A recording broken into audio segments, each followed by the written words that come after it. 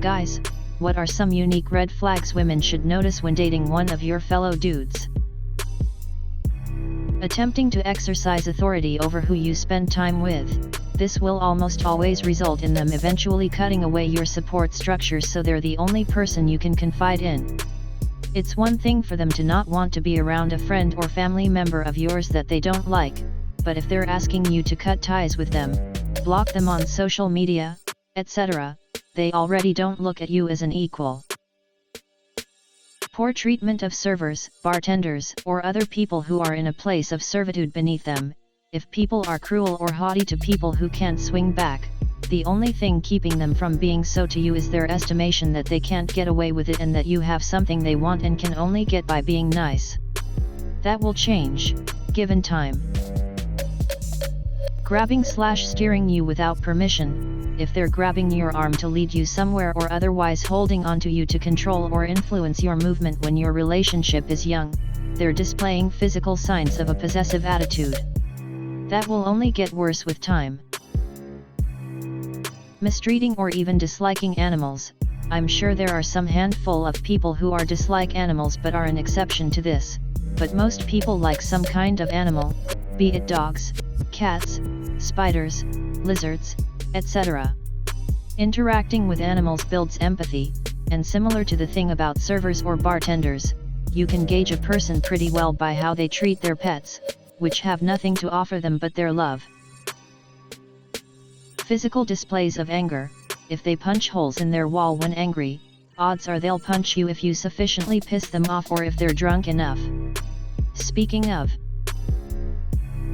substance abuse, this should really be a more universal thing rather than something for women dating men, but if a large chunk of their free time is spent under the influence of mood-altering substances, they probably have a dependency. That will become a problem, and it will be a problem for you if you are in a relationship with them. Never apologizing. At some point, even early on in your relationship, he'll do something that requires an apology. Maybe something small like spilling something on you, or something bigger like accidentally offending or insulting you. He needs to be comfortable with apologizing. If he isn't, he won't apologize when the big stuff happens. And if he doesn't apologize, it won't get fixed. So every problem will only get worse. Subtle signs of sadism. This should be obvious, but people excuse it and put up with it surprisingly often. There are certain kinds of people who just enjoy seeing people upset or uncomfortable. Those people are sadists.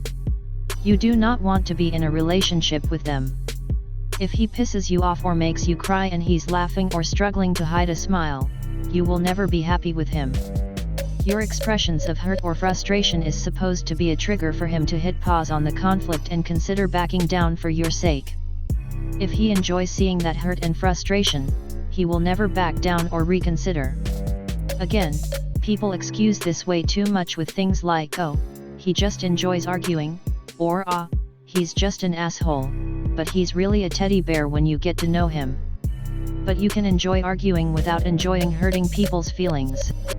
Bottom line, if you're being frustrated or angry or sad makes him happy, eject. It's inexcusable. Shit-talking their ex without being prompted. It's one thing if you asked them and they are just telling you what happened. But if they dwell on how crazy or unreasonable their ex was, and if they keep bringing up old negative relationships, they've got some narcissism and a victim complex to deal with. Pattern recognition. If all his exes were crazy or controlling, either he's been the real problem, or he has a very poor taste in women. If he has more than 2 drinks twice a week, he has a drinking problem. Most guys don't want to hear that though. And you won't change him. Makes tiny, disdainful jabs at you or gives unnecessary criticism, especially when you're exhibiting strong self-confidence. Also known as negging, it's a technique commonly used by pickup artists. The goal is to reduce a woman's ego and make her feel lucky to be approached by someone superior to her. Addiction.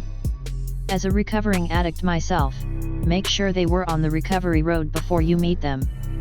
If you're the cause for their sobriety, they can relapse a lot easier after a fight, or when things aren't going well with the relationship and cause harm to themselves or you. You don't want to feel responsible for them, or their actions during that time. You want to know they have a stable foundation to build a relationship upon. Friends you trust don't like him/feel creeped out. They're seeing something he's not showing you. I mean, my big red flag is the guy that thinks it's funny to offend people, like making racist/sexist jokes. Like, nah fam, get away from me. I don't want that kind of energy around me. Really, just most toxic forms of masculinity. Don't want to be around people like that. Well, it's hard to say if they qualify as red flags if the guy has depression, anxiety, or other mental issues. Either way, my red flags are as follows. If they are constantly complaining about things that they can fix. And when I try to help and do something that should make a difference, he continues to do the self-pity thing. They put up a fake front, or they prioritize and do everything to win the favor of women. Obsession with politics to the point where they base their whole identity around it. Thinking it makes them interesting and bring up politics at random. Just spiteful, passive-aggressive, and stuff like that is a red flag pretty much. Like and subscribe and see you next time.